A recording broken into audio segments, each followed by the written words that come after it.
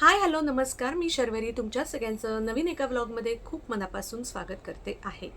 तर गोष्ट लक्षात घ्या, हा जो तुम्ही थंबनेल आणि टायटल वाचून व्हिडिओ ऐकायला आलेला आहात, तर ह्याच्यामध्ये ज्यांनी मला उत्तरं त्यांच्या प्रश्नांना कमेंट्समध्ये देऊन सुद्धा वारंवार प्रश्न विचारलेले आहेत किंवा मी माझा जो माय लाईफ स्टोरी ही सिरीज चालू केली होती त्याचा जो लास्ट पार्ट मी अपलोड केला होता ते सगळं पूर्ण ऐकलंय नाही ऐकलंय तरीसुद्धा प्रश्न विचारलेले आहेत त्यांच्यासाठी आहे. पहिली गोष्ट, मी माझ्या त्या माय लाईफ स्टोरीच्या सिरीजच्या लास्ट पार्टमध्ये ही गोष्ट क्लिअर केलेली आहे की अजून गोष्ट संपलेली नाही.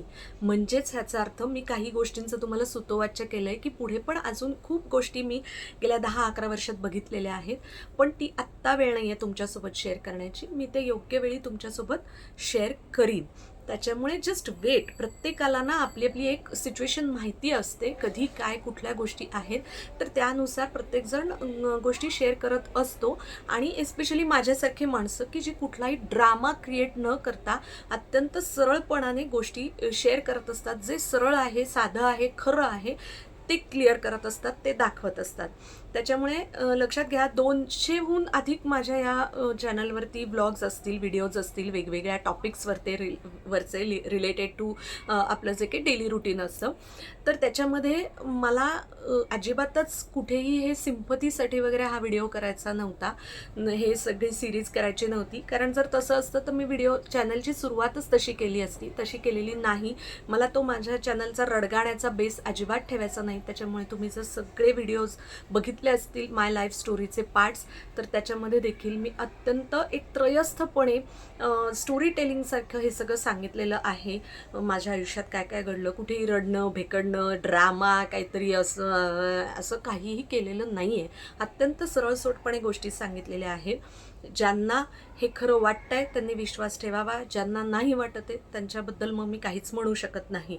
कारण की काही जणांनी 2-3 जणांनी मग दुसरी बाजू काय आणि ती विचारा, मग जाऊन बघा काय माहिती मिळत असेल तर. कारण त्यांना त्यांची बाजू असती तर ती त्यांना जेव्हा मांडायची होती, कायदेशीररित्या त्यांना ऑप्शन्स होते, तेव्हा त्यांनी मांडलेली नाही आहे. ओके, तर ते आता काय बोलणार असं मला वाटतं. आणि त्यांना बोलायचं नाही बोलायचं मला आता काही फरक पडत नाही, कारण ते केव्हाच पुढे निघून गेलेले या सगळ्या गोष्टीतनं. म्हणजे त्या सिच्युएशनमध्ये असतानाच ते निघून गेले होते असंही मला कळलं होतं. आणि मी तर लिगली त्या सिच्युएशनमधून बाहेर पडल्यानंतर मी ह्यातून पुढे निघून गेलेली आहे. त्याच्यानंतर राहिली गोष्ट माझा नवरा सुधन्वा, तर त्याच्या लाईफमध्ये त्याचं दुसरं लग्न आहे माझ्यासोबतचं, हे मी तुम्हाला क्लिअर केलं आहे. आमच्या दोघांचंही आम्ही पहिल्या लग्नात डिवोर्स घेतला आणि त्याच्यानंतर आम्ही भेटलोय.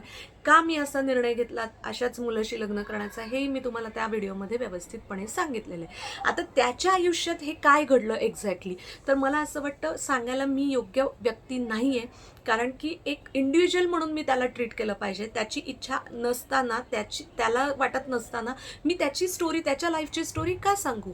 मी तो माझ्याबरोबर आहे तेव्हापासूनची स्टोरी तुमच्यासोबत शेअर करणार. हां, भविष्यात त्याला जर असं वाटलं की या मुद्द्यावरती बोलायचं तर तो बोलेल. एक तर त्याला ना कॅमेरासमोर यायला असं फार काही आवडत नाही, त्याला खूप काही इंटरेस्ट पण नाही, तो थोडा इंट्रोवर्ट पण आहे, शाय पण आहे या सगळ्या गोष्टींमध्ये. त्याच्यामुळे तो जेवढा तुम्हाला दिसतो त्याचा अपिअरन्स माझ्या व्लॉग्समध्ये तेवढा आहे, ठीक आहे.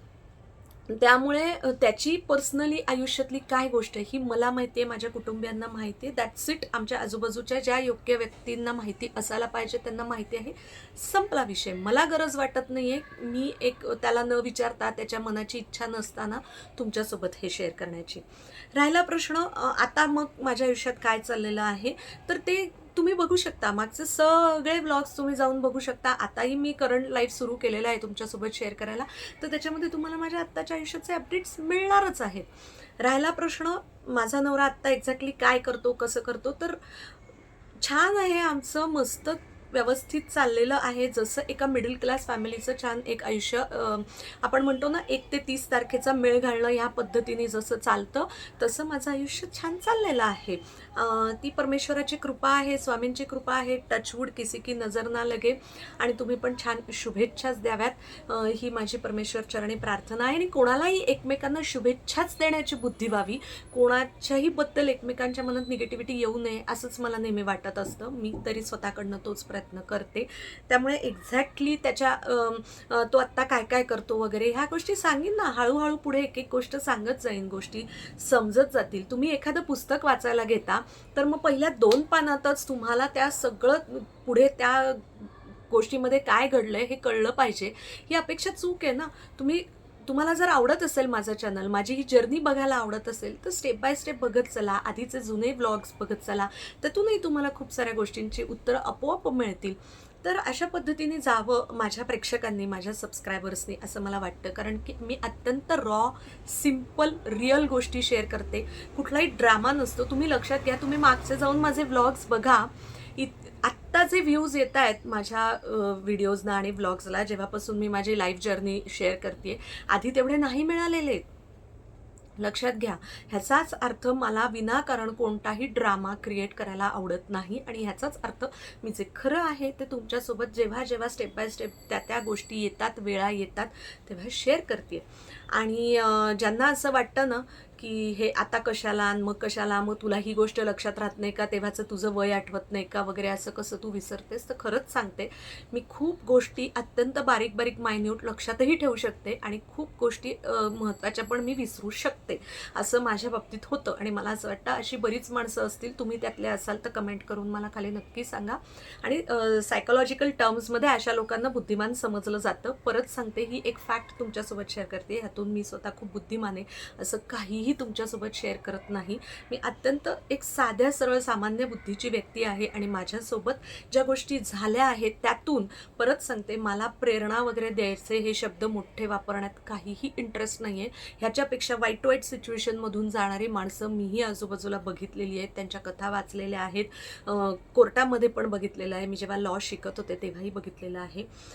त्यामुळे पण मला असं वाटलं की माझ्यातून कोणाला जर मी काही एक उमेदीचा किरण दाखवू शकले, आणि जे काही घडतंय, आपण पेपरमध्ये वाचतोय, न्यूजमध्ये ऐकतोय, त्याच्यामध्ये मी कोणाला जर हे सांगू शकले की बाबा निगेटिव्हिटीमध्ये जाऊ नका, डिप्रेशनमध्ये जाऊ नका, अँझायटी होऊ देऊ नका, स्वतःला मार्ग निघतो, सापडतो, प्रयत्न करत चला, आपल्या न्यायव्यवस्थेवर विश्वास ठेवा, स्वतःवर ठेवा, स्वतः त्याच्यातून काहीतरी कायदेशीर मार्ग शोधा.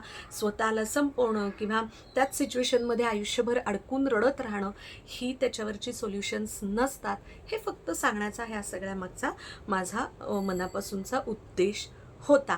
मला असं वाटतं की आता माय लाईफ जर्नीबद्दलच्या ज्या काही कमेंट्स होत्या, जे काही लोकांचे तिकडे प्रश्न होते, जिथल्या तिथे तर मी कमेंट्सना उत्तर डेफिनेटली देण्याचा अजूनही येत आहेत, प्रयत्न करतेच आहे. आणि प्लस हा एक वेगळा व्हिडिओ त्याच्यासाठीच केलेला आहे. खूप हा विषय ड्रॅग नाही करायचा आहे मला, त्याच्यातनं कोणती सिंपती मिळवायची नाही आणि त्याच्यातनंच माझा चॅनल ग्रो व्हावा अशी माझी अजिबात इच्छा नाही आहे. स्वामींना मी सांगते, इकडे बघते कारण इथे स्वामी आहेत समोर ठेवलेले, म्हणून की प्रामाणिकपणे मी आज जे काही तुमच्यासोबत छान छान गोष्टी शेअर करते, किंवा जे काही सगळ्या गोष्टी प्रत्येकाच्या लाईफमधलं स्ट्रगल असतं ते शेअर करते, त्यातूनच गोष्टी पुढे जाव्यात आणि त्यातूनच चॅनल छान ग्रो व्हावा आणि तुमची छान साथ मला मिळू दे आणि छान काहीतरी एक तुमच्यासोबत चॅनल खरंच जो रिलेटेबल असेल असा शेअर करावा, हीच माझी इच्छा आहे. चला, या नोटवरती हा विषय आणि ही गोष्ट मी आता इथेच थांबवते. कमेंट्स येतात तेव्हा तिथे मी उत्तरं देतेच आहे, पण थोडंसं नीट सगळं ऐकून घ्या. आधीचे जे 2-3 पार्ट्स शेअर केलेले आहेत ते ह्याच्यासाठी शेअर केलेले आहेत की ही घटना घडायच्या आधी मी कोणत्या कुटुंबातून येते, कशा वातावरणातून येते, मी कशी आहे स्वभावानी, माझी ड्रीम्स काय होती वगैरे, हे सगळं थोडीशी बॅकग्राऊंड समजण्यासाठी म्हणून आधीचे व्हिडिओ आहेत. तर ते सगळे नीट परत तपासून बघा. एकाच एक व्हिडिओवरनं कोणत्याही कन्क्लुजनला जाऊ नका. आणि माझ्याच बाबतीत काय, कोणाच्याही बाबतीत सगळं नीट आपल्याला 100% माहिती नसतं, त्याच्यामुळे जजमेंटल होऊ नका. आपल्याला जे दिसत असतं प्रत्येक माणसाचं आयुष्य ते हिमनगाचं एक छोटंसं टोक असतं, वरती खाली खूप काही काही प्रत्येकाच्या आयुष्यात घडत असतं.